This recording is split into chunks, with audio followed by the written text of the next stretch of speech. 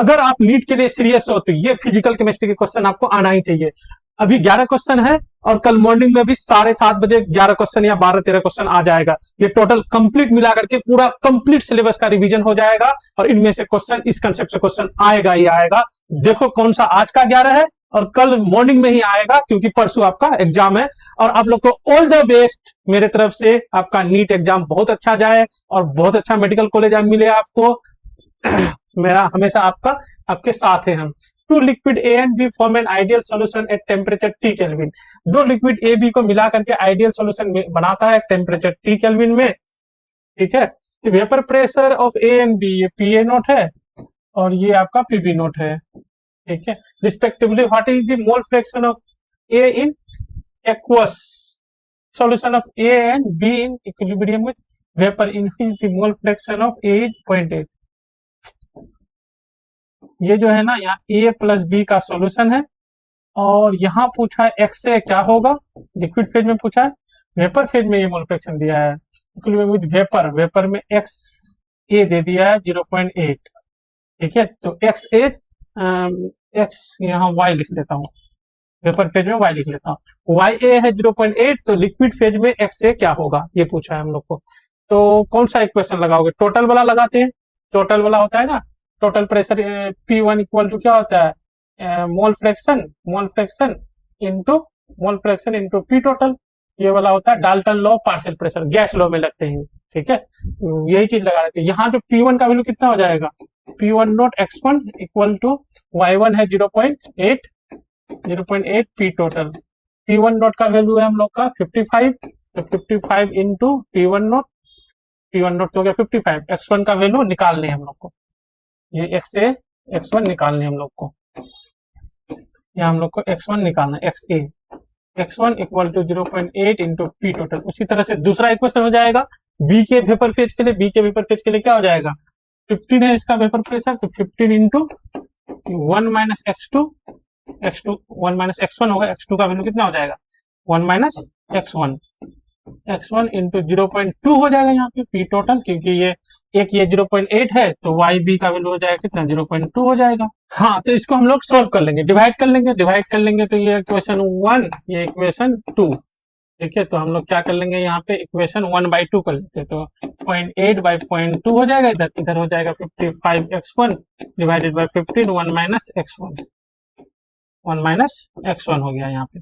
अब यहाँ पे क्या करेंगे हम लोग, इसको सोल्व करेंगे, तो इधर हो जाएगा 4 और इधर हो जाएगा 15 से 5 से डिवाइड करो, 5 या 15, 11 5 55।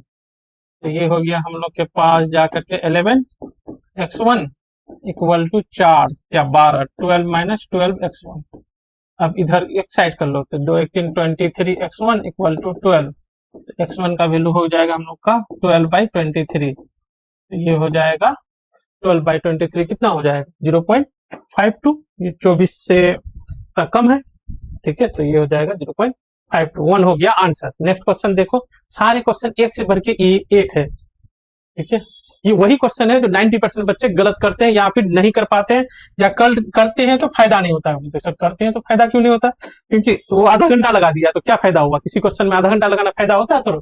ठीक है, तो consider the following gaseous equilibrium in the close container. ठीक है, तो 2 मोल ईच, सब कोई 2 मोल है, ये भी 2, ये भी 2, ये भी 2 है। ठीक है, now 1 mole of P2 and Q2 is added to the equilibrium. ये 1 एडेड कर, तो ये 3 हो जाएगा, ये भी 3 हो जाएगा, ये 2 ही रहेगा, फिर इक्विलिब्रियम शिफ्ट हो जाएगा। ऐसे कर सकते हो, 3 माइनस एक्स और ये हो जाएगा 2 प्लस यहाँ 2 है तो 2x, ये हो जाएगा। ठीक है, keeping in the temperature the number of mole of P2 Q2 PQ at the new equilibrium respectively. तो न्यू इक्विलिब्रियम में क्या हो जाएगा, 3 माइनस एक्स का वैल्यू निकालेंगे तो आ जाएगा। निकालने की जरूरत नहीं, यहाँ पे देखो आप, देखो ये क्या होगा, 2 से कम होगा, 2 से कम होगा तो ये तो होगा ही नहीं। 2 से मतलब ज्यादा होगा, 2 से तो 3 से थोड़ा कम होगा, 3 से थोड़ा कम होगा, 2 से ज्यादा ही होगा। पहले इक्विलिब्रियम में 2 2 2 था ना। ठीक है, अब क्या होगा, 2 से ज्यादा ही होगा, तो ये तो होगा ही नहीं, ये भी तो होगा ही नहीं। इन दोनों में देखोगे तो क्या बोल रहा है, ये एक है हम लोग का P2, एक है हम लोग का Q2 और एक है हम लोग का PQ। तो ये दोनों तो सेम होगा ना, तो ये भी नहीं हो सकता हमारा, ये भी नहीं हो सकते। तो सीधे सीधे ये आंसर हो गया। रही बात, मैं बता देता हूँ सोल्व कैसे करेंगे, वो भी बता देता हूँ।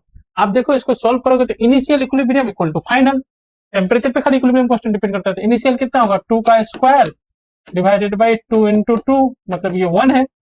और फाइनल कितना हो जाएगा 2 प्लस 2x का square divided by 3 minus x into 3 minus x. ठीक है, तो इधर हो गया 1 और इधर हो गया 2 plus 2x divided by 3 minus x, इसका टोटल का स्क्वायर। ठीक है, तो 1 का भी स्क्वायर इधर लिख सकते हो, इधर ये कर दोगे हम लोग 2 प्लस 2x इक्वल टू हो जाएगा 3 माइनस एक्स।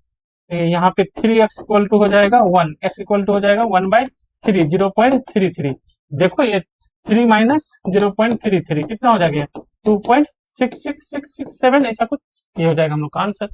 सॉल्व करने की जरूरत नहीं था, ऑप्शन से भी होगा। ठीक है, तो ये ध्यान रखना आप लोग, ऐसा क्वेश्चन बिल्कुल आ सकता है, इसको 1 मिनट में होगा, कोई 10 मिनट में करेगा।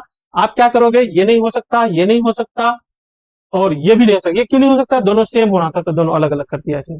ये 1 से 2 से तो ज्यादा होगा, 3 से कम होगा, तो ये भी नहीं हो सकता, ये भी नहीं हो सकता, तो ये सुटेबल है हम लोग का। ठीक है, नेक्स्ट करते हैं हम लोग क्वेश्चन। ये क्वेश्चन देखो, 1 mole of Cl2 was passed into 2 liter 2m solution after the reaction the concentration। Reaction के बाद इसका मतलब क्या बनता होगा, Cl माइनस ClO माइनस। वैसे ये रिएक्शन आप याद कर लो, मैं लिखा देता हूँ। Cl2 प्लस OH माइनस में होता है, KOH भी लिख सकते हो आप, OH माइनस लिख लो क्योंकि यहाँ OH माइनस लिख रहा है। तो ये बन जाएगा Cl minus plus ClO minus. इसका बैलेंसिंग देखोगे ना तो यहाँ पे हाफ कर लोगे तो ये एक एक का चेंज हो जाता है। मतलब अभी ना ये देखो 2 कर लो, बैलेंस है, नहीं वाटर लगा लो एक, ये बैलेंस है। अब ये रिएक्शन क्या है, बैलेंस है। सर इतना जल्दी हम बैलेंस कर पाएंगे, बिल्कुल आपको थोड़ा सा ये रहेगा, याद रहेगा तो कर सकते हो, नहीं तो मैं थोड़ा बताऊं क्या, बाद में बता दूंगा बैलेंसिंग। अभी क्या हो जाएगा, ये जब कर लिए तो बस सीधे सीधे हो गया। ये हमारे पास कितना है, 1 मोल है, और ये कितना मोल है 2 लीटर 2m, तो ये हो जाएगा मोल इक्वल टू क्या होता है, मोलरिटी इंटू वॉल्यूम, मोलरिटी है 2, वॉल्यूम भी 2, 4 मोल है ये। तो ये लिमिट, ये हो जाएगा एक्सेस रीजन, एक्सेस हो जाएगा। ये देखो ना, 1 मोल के साथ 2 मोल चाहिए, 4 मोल है, एक्सेस हो गया। इसके हिसाब से प्रोडक्ट होगा, तो ये 1 होगा तो ये भी 1 होगा, ये भी 1 होगा। ठीक है, तो हम लोग का बन जाएगा ये 1 मोल, ये 1 मोल। ठीक है, और ये क्या रहेगा, ये 1 खत्म होगा तो ये 2 खत्म होगा, ये 4 था तो 2 खत्म हो जाएगा, बचेगा 2 मोल। तो ये लेफ्ट कितना रहेगा मोल इसका, 2 मोल। तो कंटेनर में हमारे पास क्या रहेगा, 1 मोल 1 मोल 2 मोल। 1 मोल कौन, Cl माइनस, और 1 मोल कौन, ClO माइनस, और 2 मोल कौन, OH माइनस। कंसंट्रेशन पूछा है, और कंटेनर का वॉल्यूम कितना है, कंटेनर का वॉल्यूम 2 लीटर है, तो कंसंट्रेशन कितना हो जाएगा 1/2, 1/2, 2/2, 0.5, 0.5, 1, आंसर हो जाएगा 3। ऐसे क्वेश्चन बिल्कुल आ सकता है, आपको लगेगा कि 5 मिनट लगेगा, नहीं, आप अगर जैसे मैं समझा रहा हूं ना, मैं टीचर होता तो मैं कैसे करता, सीधे सीधे दिखता, अच्छा ये एक एक बना और वॉल्यूम 2 लीटर, 1/2, 1/2, ये 1, आंसर हो गया। जल्दी भी कर सकते हो आप। तो ये वाला क्वेश्चन देखो, ये क्वेश्चन जो है, wavelength of spectral line obtained in the spectrum of lithium ion when the transition take place between two level whose sum is 4 and difference is 2। मतलब कहीं से इलेक्ट्रॉन कहीं आया, इस ऑर्बिट से N2 से N1 में आया, समझ रहे, ये N2 ऑर्बिट है, वहां से ये N1 ऑर्बिट में आया, N1 ऑर्बिट में आया। तो N2 से जब N1 में आया तो ये बोला सम कितना है, N2 प्लस N1 का वैल्यू 4 है, और डिफरेंस कितना है, N2 माइनस N1 का वैल्यू, डिफरेंस 1 था ना, 2 है, ये डिफरेंस 2 है। ठीक है, तो इसको हम लोग जोड़ देंगे तो ये खत्म हो जाएगा, 2n इक्वल टू 6, तो N2, तो N2 का वैल्यू हो जाएगा 3, यहाँ 3 पुट करोगे तो N1 का वैल्यू हो जाएगा 1, मतलब 3 से 1 में आ रहा है। तो 3 से 1 में आने वाले का वेवलेंथ निकालना है। तो वेवलेंथ का फॉर्मूला क्या होता है, 1 by lambda equal to R Z square 1 by N1 square minus 1 by N2 square. Data put करेंगे तो 1 by lambda equal to R का वैल्यू दे रखा है, तो आर का वैल्यू वहां से अभी ले लेंगे, रुक जाओ। आर जेड का वैल्यू 3 का स्क्वायर 1 बाय N1 का square 1 by 1 square minus 1 by 3 square 9, ये हो गया हम लोग का 9 माइनस 1, तो हम लोग के पास ये हो गया कितना 1 by lambda equal to R 1 9 minus 1 8 by 9, और जेड का 3 यहाँ पे भी 9 है, 9 9 कैंसिल, तो लेमडा इक्वल टू हो गया 1 बाय 8 आर का वैल्यू पुट कर देते हैं, तो 1 बाई 8 इंटू आर का वैल्यू है 1.09 इंटू 10 टू द पावर 5 पर सेंटीमीटर, उस ऊपर चला जाएगा तो लेमडा सेंटीमीटर में आ जाएगा, और ये सब है भी सेंटीमीटर में, हम खाली वैल्यू निकालना है।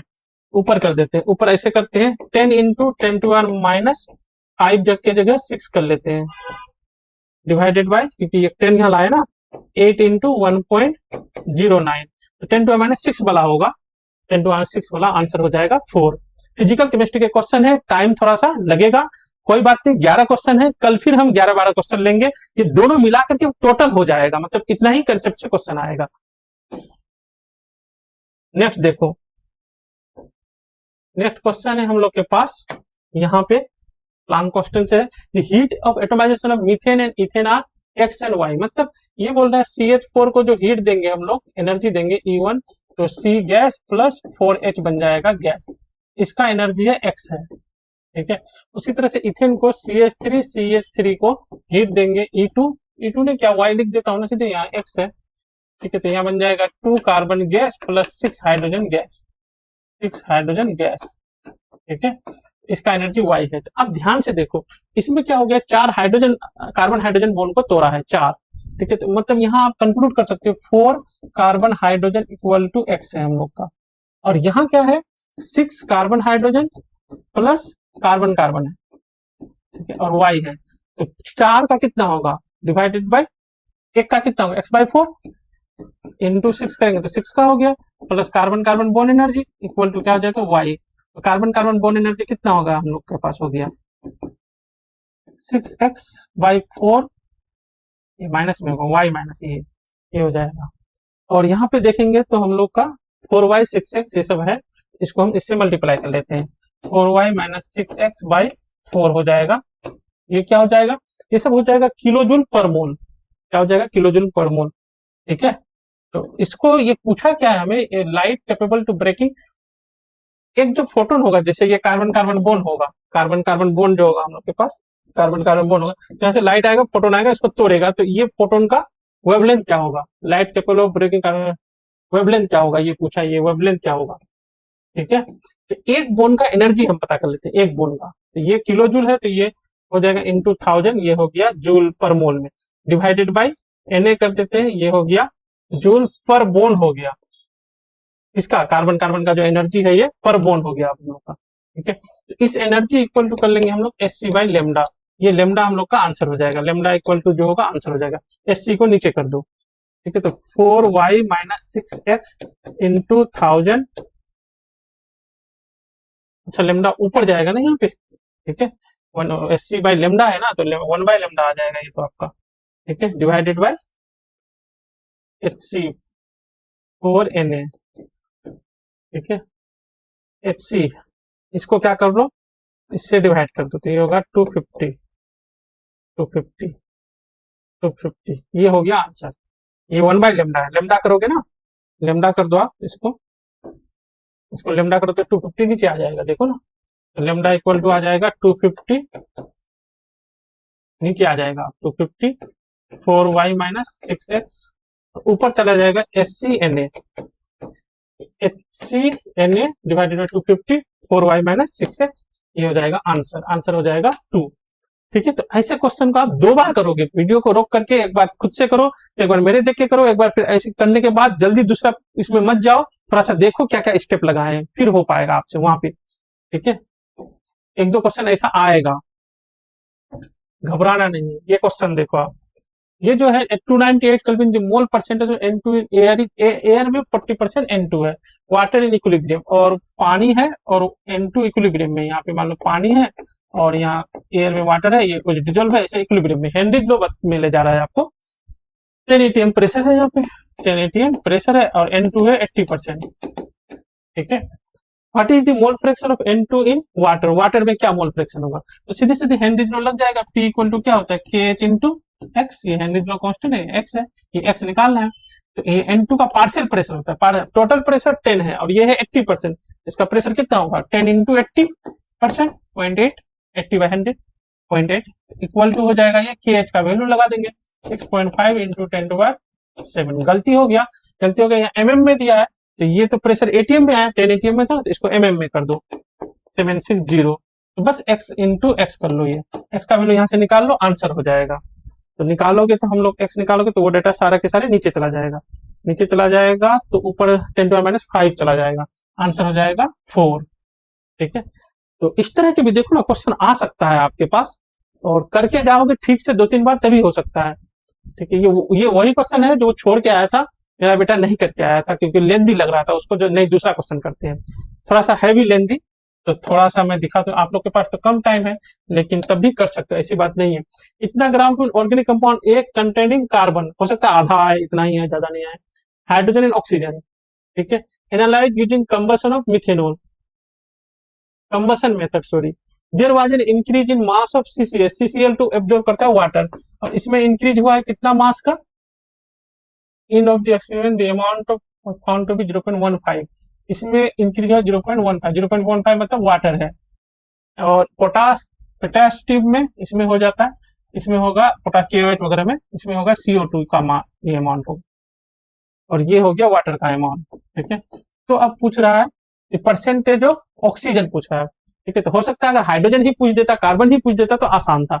अब क्या करना पड़ेगा आपको, पहले सबका परसेंटेज से घटाना पड़ेगा, तो करते हैं एक बार। तो यहाँ हम लोग का वाटर का मास कितना हो गया 0.15, डिवाइडेड बाय हम 18 करेंगे तो वाटर का मोल, ध्यान से सुनो आप, वाटर का मोल इनटू वाटर मतलब H2 इंटू 2 करेंगे तो मास ऑफ हाइड्रोजन हो गया, डिवाइडेड बाय टोटल मास अगर कर देंगे हम लोग, ध्यान से देख लो आप, डिवाइडेड बाय टोटल मास कर दोगे 0.25 इंटू 100, तो ये हो जाएगा percentage of hydrogen, percentage of hydrogen हो जाएगा। बात समझ में आया आपको? ठीक है, तो ऐसे आप करना पड़ेगा परसेंटेज ऑफ हाइड्रोजन। उसी तरह से परसेंटेज ऑफ कार्बन निकालो, तो कार्बन का आ जाओ, कितना मास है CO2 का 0.1837 डिवाइडेड बाय 44, ये हो गया मोल ऑफ CO2, और 12 से मल्टीप्लाई करो, ये कार्बन का मास, इनटू कर दो यहाँ पे हम लोग डिवाइडेड बाय कर दो 0.25 इंटू कर दो 100, तो ये हो गया परसेंटेज ऑफ कार्बन। ठीक है, परसेंटेज ऑफ कार्बन। अब बचा क्या, जो ये दोनों परसेंट 100 से माइनस कर दोगे, 100 से माइनस कर दोगे percentage of hydrogen plus percentage of carbon, तो ये हो जाएगा हम लोग का आंसर परसेंटेज ऑफ ऑक्सीजन। ठीक है, तो अब जो है इसको करना ये थोड़ा सा दिक्कत है, यही दिक्कत है बस, और इसमें कुछ है नहीं। मैं आप लोग कर लेना, मैं इसको आगे बढ़ता हूं। ये देखो, half life of Zn65 is 245 days, after x days 75% original activity remain, value of x is, x का वैल्यू पूछा, हाफ लाइफ गिवन है 75% रिमेन है, ये तो कैसे करोगे आप, 75% खत्म नहीं हो गया, रिमेन है, जैसे ये 100 था, 100 से 75 हुआ है, तो x डेज में हुआ, ये x बताओ क्या करोगे, तो सीधे सीधे t इक्वल टू होता है ना 2.303 बाई के log R0 100/75।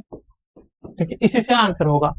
अब ये k का वैल्यू क्या होता है हाफ लाइफ के टर्म में, हाफ लाइफ के k का वैल्यू होता है 2.303 ln2/k, ln2 इंटू 0.3/k, ये ln2/t हाफ होते हैं k का वैल्यू, ऊपर वाला वैल्यू ln2 है, तो यहाँ पे x कर लो, यहाँ कर लो 2.303, और k का वैल्यू हो गया 2.303 इंटू 0.3 इंटू ऊपर चला जाएगा 245, ये हो जाएगा log 25 चुका 100, 25 या 75। ठीक है, इसको सॉल्व करना पड़ेगा, ये 2.303 कैंसिल हो जाएगा, और 3 से 4 5 9 2 11 कैंसिल नहीं होगा, x इक्वल टू हो गया 245 0/3 इंटू log 4 का वैल्यू कितना हो जाएगा, ये देखो 0.602 माइनस log 3 का वैल्यू हो जाएगा 0.477। ठीक है, ये हो जाएगा log 4 का वैल्यू, ये कर लोगे तो यहाँ से x का वैल्यू आ जाएगा, इसको x का वैल्यू कैलकुलेट करोगे 2450/3 इंटू ये डाटा हो जाएगा 12 में 7 गया 7 5 12 5 5 हो गया 9 में 7 गया 2 5 में 4 गया 5 में 4 गया 1। ठीक है, ये डाटा आंसर हो जाएगा, ये डाटा निकालोगे तो आंसर हो जाएगा। कितना होगा ये आंसर, आंसर मैं बताऊं क्या, एक बार करें सॉल्व, ये वाला तो बता देता हूं मैं, 2450 इंटू 0.125 डिवाइडेड बाई 3, 102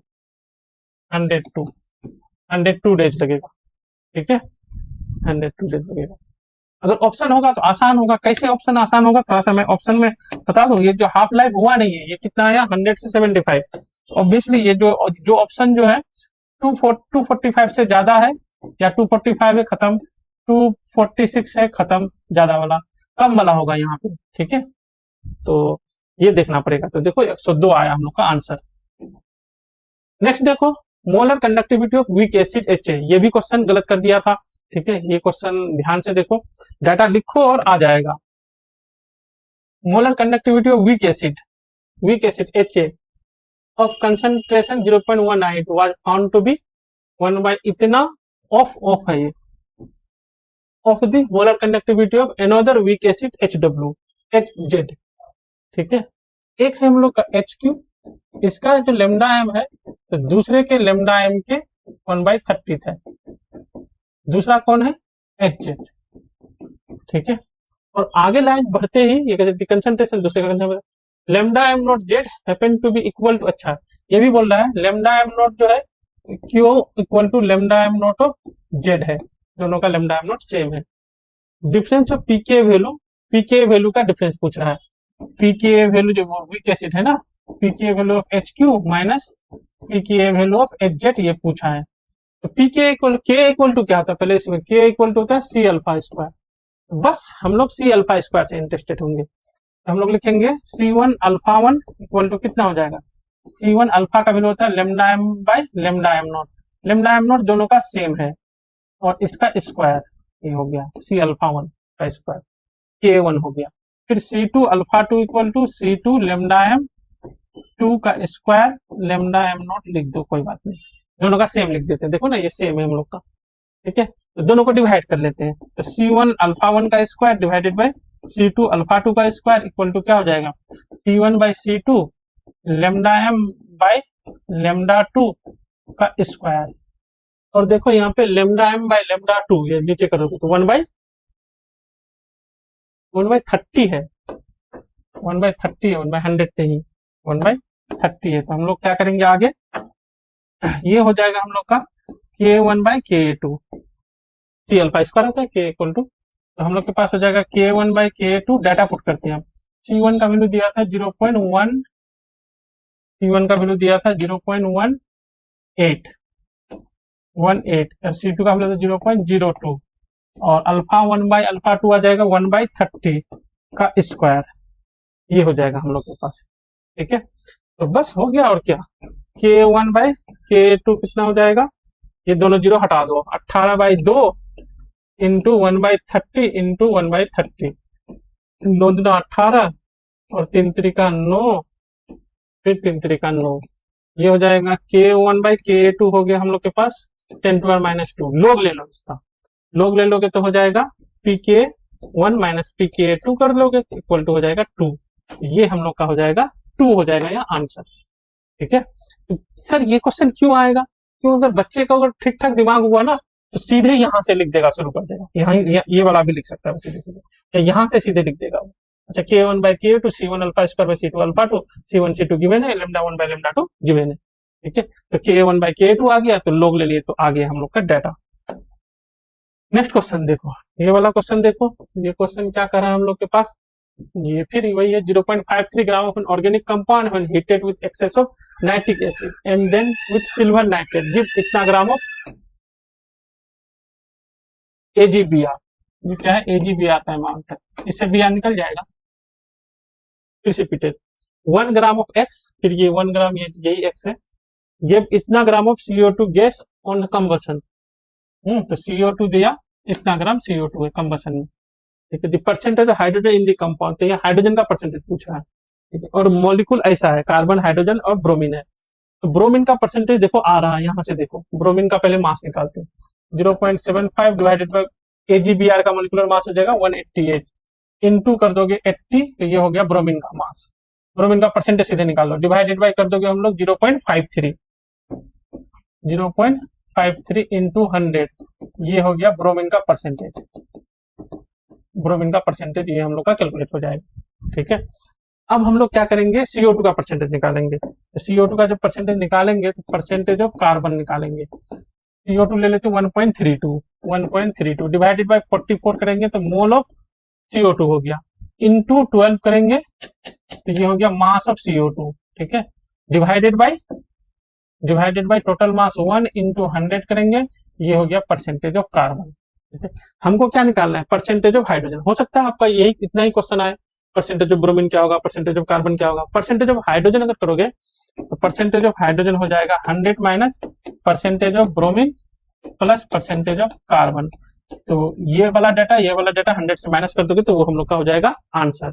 इसमें शायद 4% था, हमने सोल्व किए थे। कार्बन का परसेंटेज ऐसे ही आता है 60%, ये आता है 36% शायद, तो बचा पूछे 96%, बचा 4% आता है ये, ठीक है।